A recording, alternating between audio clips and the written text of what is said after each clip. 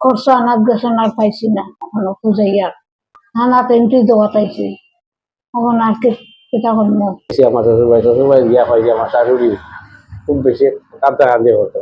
কাটিগড়ার কাতিরাইল প্রমোদনগর মজুমদারি এলাকা থেকে সন্ধানহীন হলেন এক পৌর। মঙ্গলবার কাটিগড়া থানায় নিখোঁজ সংক্রান্ত এজাহার দায়ের করেন অসহায় স্ত্রী।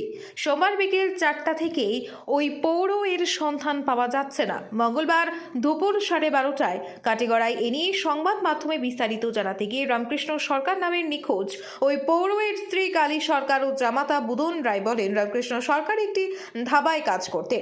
সোমবার বিকেল 4টা নাগাদ ওই ধাবা থেকে বাড়ি ফিরে একটি চাদর গায়ে জড়িয়ে বাজারের উদ্দেশ্যে রওনা দেন, কিন্তু আশ্চর্যজনকভাবে এরপর থেকে তিনি আর নিজ গৃহে ফিরেননি। চারিদিকে রামকৃষ্ণ সরকারের খোঁজ নিয়ে যখন কোনো খবর পাননি তারা, অবশেষে কাটিগড়া থানায় নিখোঁজ সংক্রান্ত এক এজাহার দায়ের করেছেন কালী সরকার।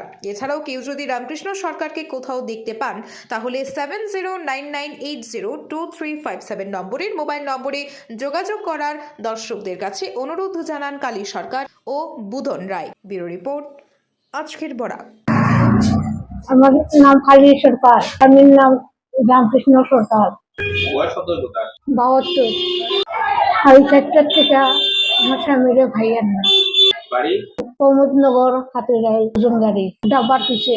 ডাব্বার থেকে আমি একটা সময় গেছেন বাড়ির বিয়া আর শাক লইছেন আর পাঞ্জাবি লইছেন গাদ দিয়া খরচ আনাত গেছেন আর পাইছি না এখনো খুঁজাইয়া